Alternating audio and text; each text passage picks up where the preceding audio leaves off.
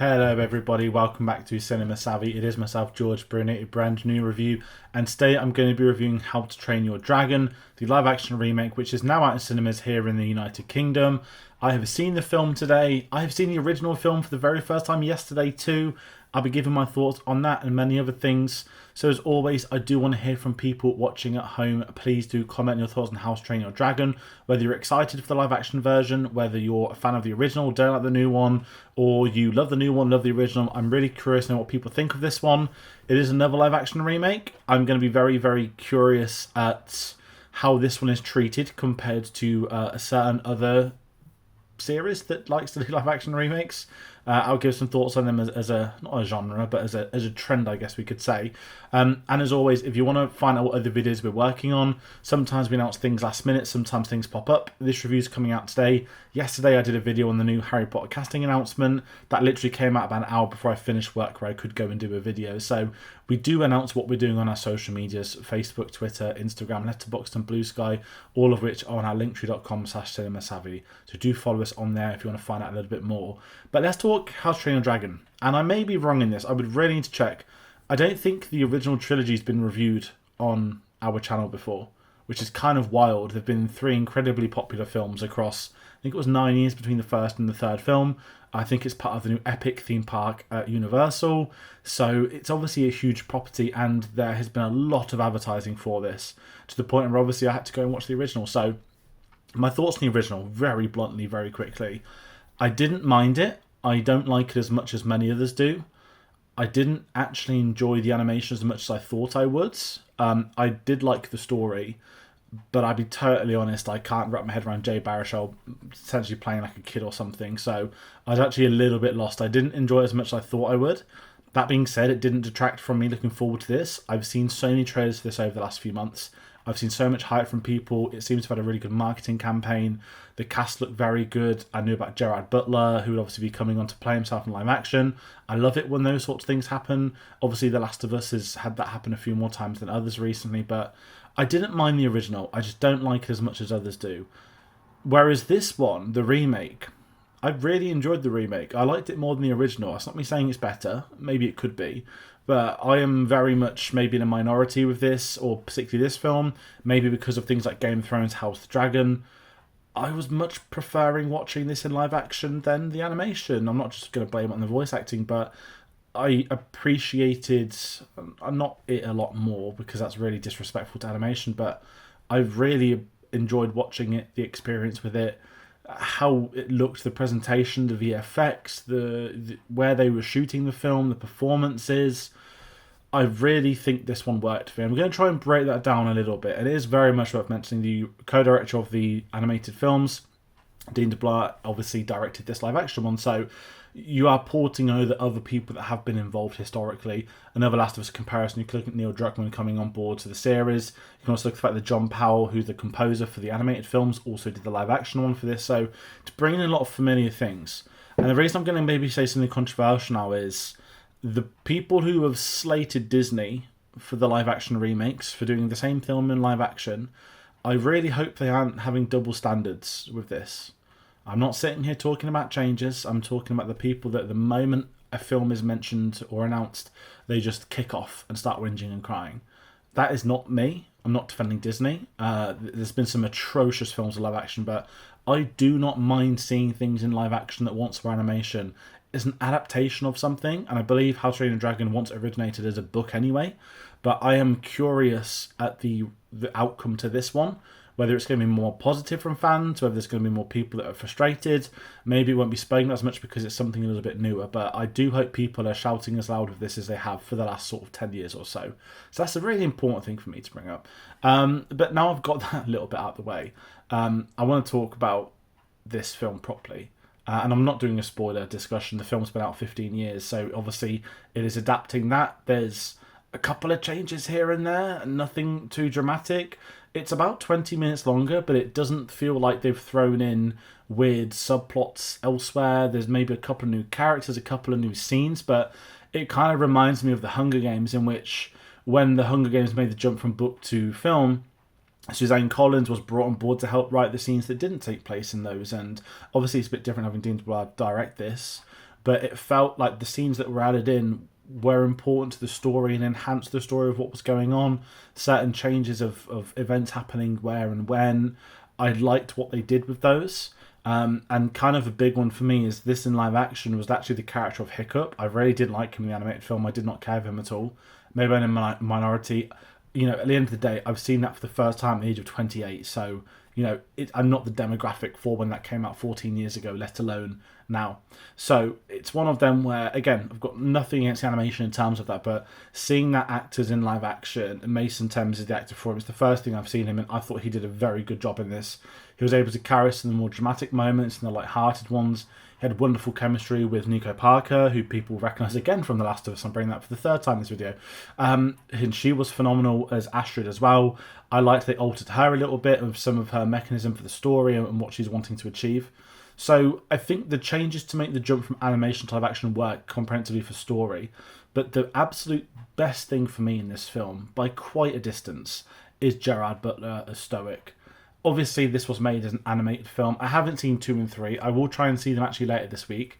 But I don't know what happens with his character. Watching it for the first time, I was like, oh, he's going to do the old typical dad dies, passes the kingdom over to his son type narrative.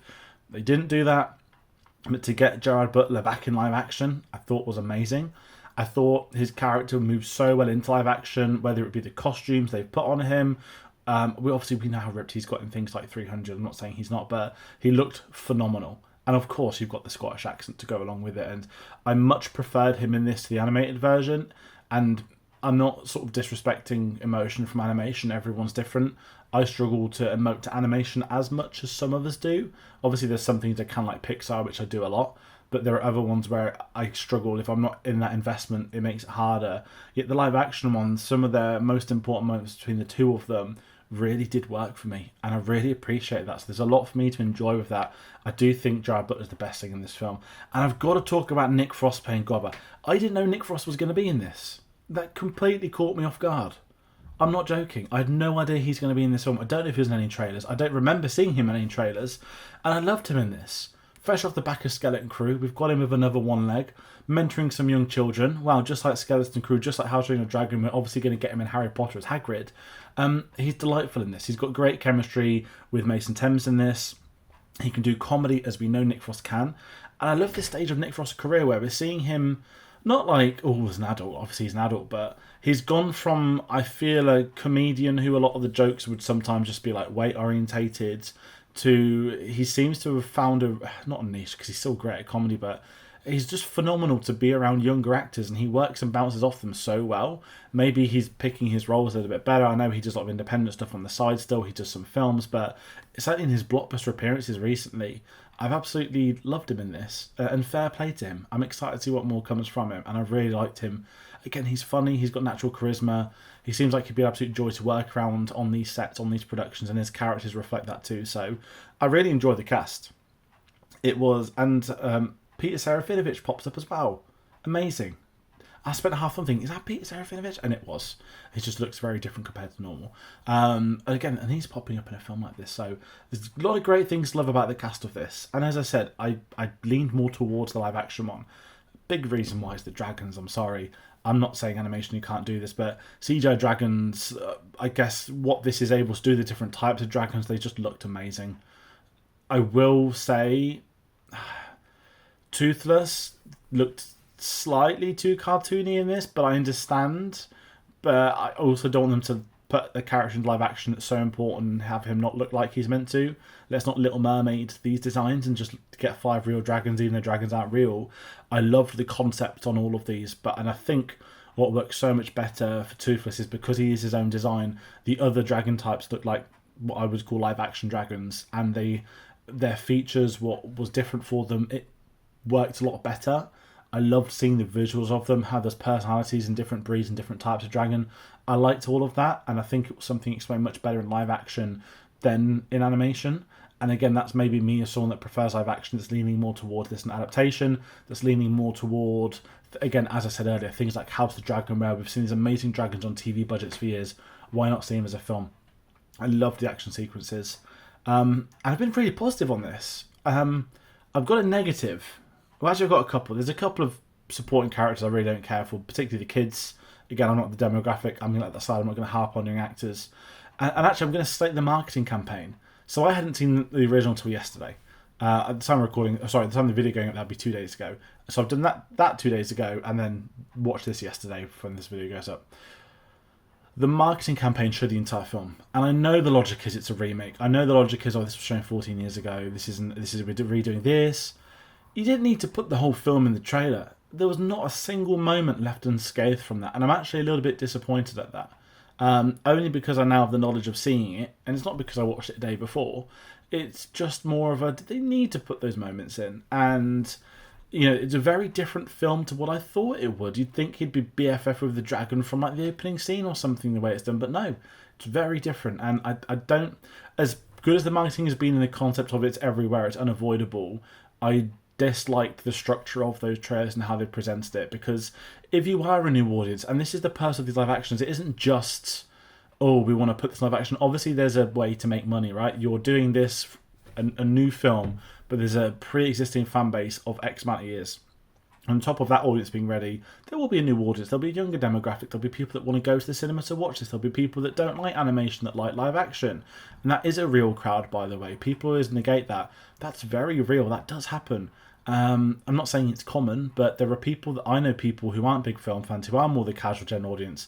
They much prefer watching live action to cartoons. They'll call it cartoons, not animation. So it's one of them. I just think it gave a lot away, and if you didn't know anything, you might not notice it as much. But I personally was a bit like, maybe they could have been a little less shown. Did you need the climax scenes? Just put more of the cool flying sequences in. So that's a big negative for me. It's not an impact on the film itself. Maybe it'd have had a worse impact if I'd have not watched the original before seeing this. But then what would be the point of not watching this without seeing the original? So yeah, it's an interesting review. It's a bit different. It's a lot more positive than I thought it would be. I was a bit nervous. I won't lie, after watching the animated one. I thought, am I going to dislike this? Is it not going to work for me? Am I going to feel alienated? But I didn't. I very much enjoyed this. I don't mind the animated one, but I much prefer seeing live action. And if there is a sequel, I'm excited to see it. I don't know how this will perform financially. I think it's out in America this Friday. We'll find out more details in the coming weeks. But a big thumbs up for me. Do I recommend seeing this at the cinema? That's how we end our reviews. I actually do. I think there's a lot to be appreciated if this one on the big screen. I didn't see it in IMAX, so I can't comment on it. Doesn't need IMAX sequences. Obviously, so many wonderful flying scenes. I love the action when it gets to it. We know how cool dragons look on the big screen. They're at that like dinosaur level, like Jurassic Park, aren't they? People want to go to the cinema to watch dinosaurs. People are going to go to the cinema to watch dragons. It absolutely makes sense, and that's how I'm going to round this out. So that is this review, a recommendation from me. I hope people have enjoyed it. I do want to hear their thoughts. Are they raging? Did they turn it off that I said I don't like the animated one as much? Did you hate the live action one? I'm more curious to hear what people think of this, so please do get involved. There's a lot more videos to come. I've got a very special event happening in London this Thursday that I'll be doing a video on. I'll be attending the BFI showing of a 1977 Star Wars print, an original version, which obviously I've never seen at a cinema, that hasn't been projected in decades. It's been in the BFI vaults. I'm going to be doing a follow-up video, like an event report. Don't know how to structure it, but I'm very, very excited. I'm very lucky. That's the more important word, to be seeing that this week. So I'll try and do what I can to cover that. Obviously, the 50th anniversary is in about just under 2 years. So that's me rounding out. Thank you all so much for watching, and we'll see you on the next one. Take care.